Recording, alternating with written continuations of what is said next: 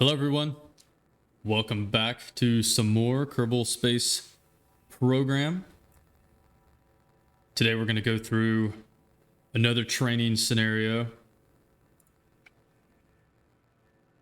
in an attempt to get me up to date or up to speed on KSP before I really go back diving into KSP2 and until they get their training scenarios a bit ironed out a little bit more. Today we're going to take on going for orbit. Last time we built this machine, now we're going to fly it.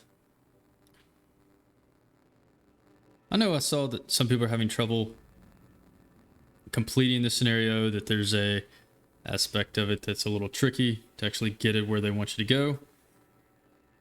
I'm going to go about following the exact instructions and see how that works as far as using the SAS and the helps that are provided you. Let's get to it. Today, we will tackle an absolutely essential skill for any space program, and that is getting to orbit. Without this skill, we might as well be teaching you Kerbal's Flight Simulator. Haha, tongue-in-cheek there. Just you've already checked out the other flight tutorials. We have. So let's get started. If we want to go back, we can hit escape to pause or choose X scenario. All right. This looks like the machine that we built. At 5 stages, everything looks to be correct. Flight plan is to go straight up, do gravity, take a hard right turn at the atmosphere. And no, that's not what they want us to do. They want us to do it the right way. So let's go about that. So to start us out, they want us to max out our throttle. This is unlike last time. Last time they want us to go 2/3. This time we're going to max out. And then we're going to go. Now, immediately after my launch, I am going to activate SAS. I'm going to come down here and I'm going to align to target. It's a lot easier for this onboard systems of this rocket to do the micro adjustments needed to keep this aligned the way that they want us to, instead of me trying to keep it aligned on the keyboard. Now, I've done it that way before, but it's super like micro managing the whole system. If they're going to give it to us, I'm going to let us use it. The key here is to make sure that as soon as Gene here tells us to drop these SRBs, we need to be ready. Boom, right there. We drop them, they explode, we keep going. Great job. If you let those go too long, you use too much fuel because of the weight, and you'll fail the mission. So that's something key to do. As soon as he makes those available to drop, you drop them. In the same vein of that thought, as soon as we reach the altitude or this burns out of fuel, we're going to want to drop it so that our super atmospheric burner is more efficient, which is more efficient, I should say, can take us the rest of the way. There we go. So we got rid of that one. We're going to hit space again to start this burn. And what it's wanting us to do is we'll hit M to take a look at it. It's wanting us to get this apoapsis, this right here. It's wanting us to get this to 80. Right here, we're gonna try to hit 80. And then we're gonna cut our engines by pressing the S key. It's asking us to pin it. I'll pin it, why not? Is that what I did there? Yeah, there we go, pin it, there we go. It's also telling us here, so we don't have to pin it, but it's nice. I'll take a look. Another thing that I saw kind of on the Reddit forums and thing is that at the end of this burn, some people are getting confused that, hey, I'm not in orbit yet, or it's not a circle as you would expect. No, this is actually a multi stage. Stage is a bad word to use because it's overused. But when we get to this 80,000 kilometer apoapsis, it's more efficient to get to it and then burn at prograde to drive the periapsis, which is the other side of this, farther away. in a more efficient fashion so that you get a nice circular orbit without having to use all that extra fuel. They explain that a lot as we go through more tutorials, but they don't explain it as well in this one, so I figured I'd add that little bit of color. Just more efficient. The way they ask you. All right, so we're ramping up here. 74, 76, bam. Okay, I think he beat me to it. That's fine. He stopped it for me. Thank you, Gene. That's going to get us in. I'll make sure that the engines are shut off. We did that. And we'll coast here until we clear the 70 kilometers. Let me look in here, see where we're at. Yeah, we're at 55 now. Meanwhile, let's keep this altitude display up so we can see it. He's going to do that for us. And what we're going to do is we're going to burn at prograde. Now that simply means burn in the direction that we're going. So we can either try to do that ourselves by adjusting here. I'm tapping the keys to get us in that prograde. But what's a lot easier is to come right here and have the SA system do it for us. So you click on that and you'll see it automatically aligns that for us. What it's going to do is going to keep us there. And as soon as we get to that 70, which is going to be not too long, it's going to tell us that it's going to let us fast forward to a maneuver, and then we're going to burn in that prograde direction.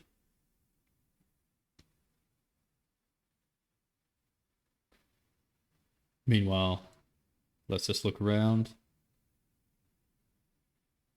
64, it's crawling up there.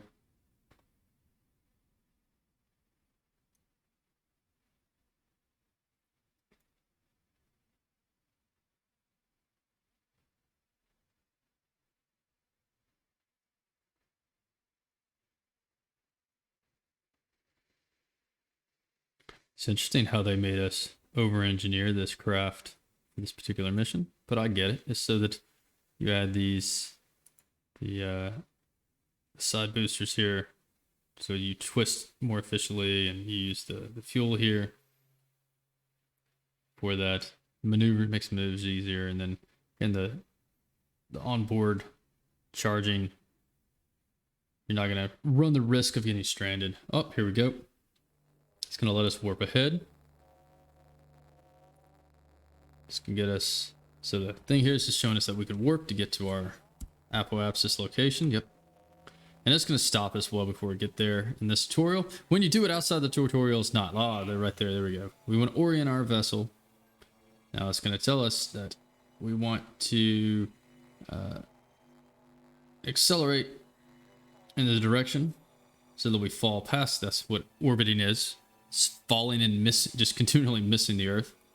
So rotate the craft so it's aligned with a prograde marker. That's this marker here. That's this right here. And when it's time, he's going to tell us to hit the gas. So if we actually come down here and we look at the maneuver mode, it's telling us how far away we are from the apoapsis. Looks like we're not that far away. About 40 seconds, 39 seconds. And in that period of time is what we're going to do a burn. And what we'll do is we'll see the circle, green circle here, which is our actual trajectory, or flight path.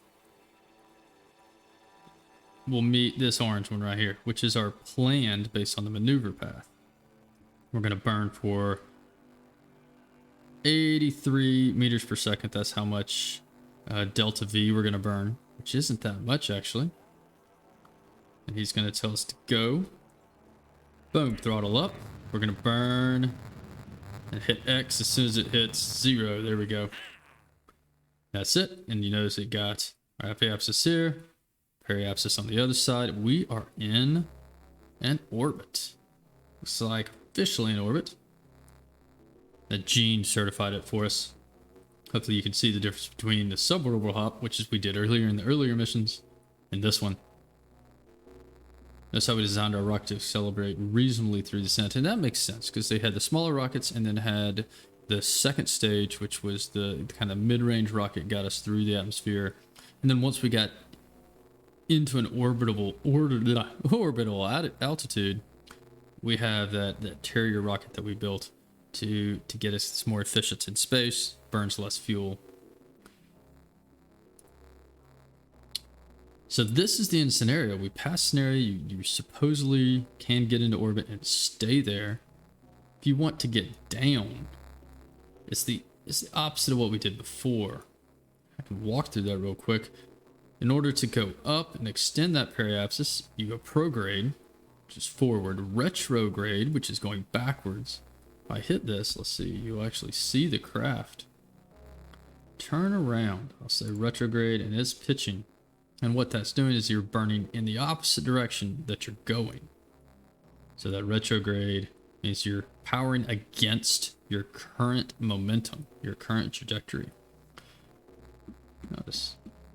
You see that, let's see. You'll see that as I do that, let's come around so that you can actually see. If I power up and retrograde, you'll see that PE do the opposite, that the periapsis come down. And this is where I'll go. I'm actually going to enter the atmosphere. And I'm just going to let that burn for a while.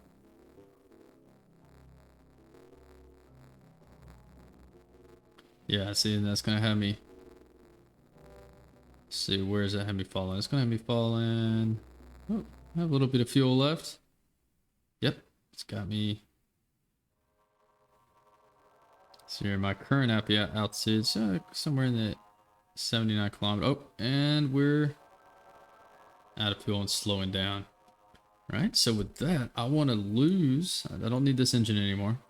I can actually lose this engine.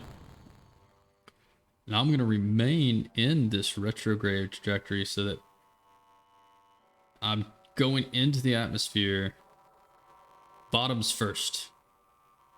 So that I slow down and I'm most protection, reduce the speed, use the friction of the atmosphere to slow down so that my parachute can deploy and my Kerbals hit the ground safely and softly.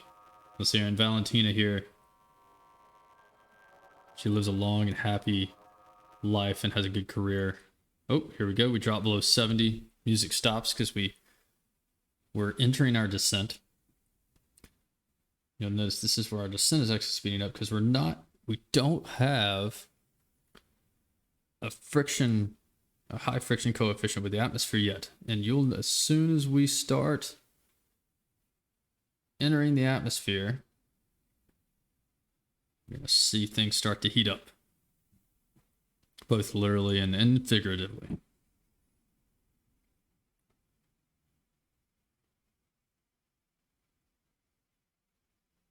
It'd be nice. Let's see. Does it let me speed up? Nope, we can't speed up here in this tutorial.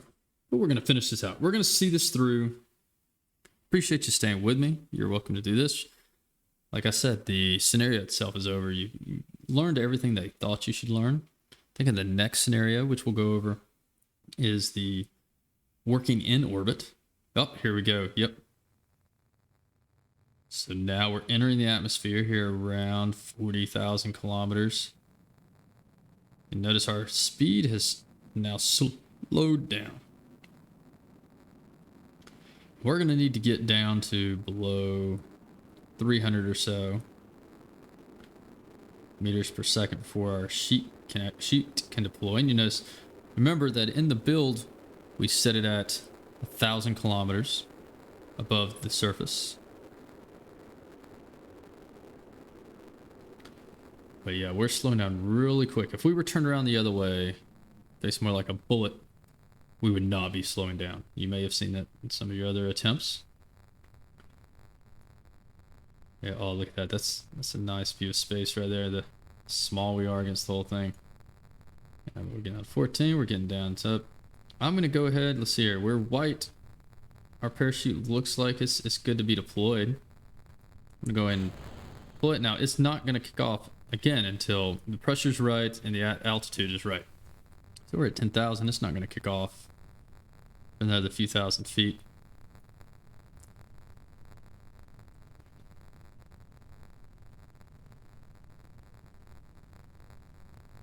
And here's something to think about.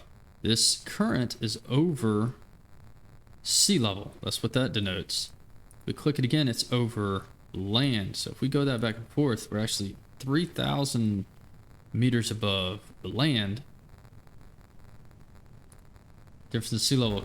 There we go, yep. So after 2 is when it pops out. Should deploy around 900,000. Yep, there we go.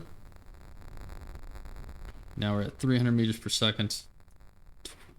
Or 300 meters altitude. 5 meters per second. This is going to be a nice, soft landing.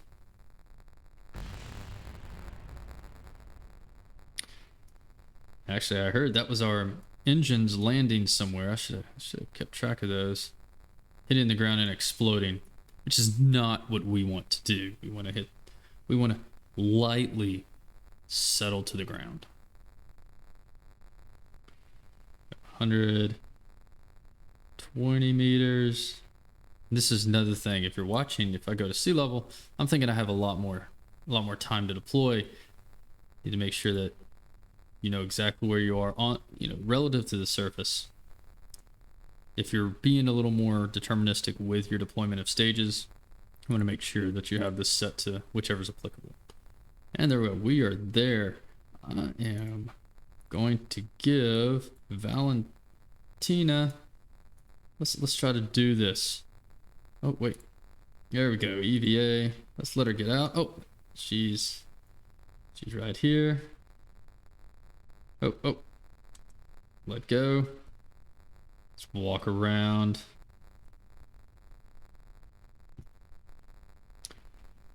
There we go. She's made it. She's safe. It's a little.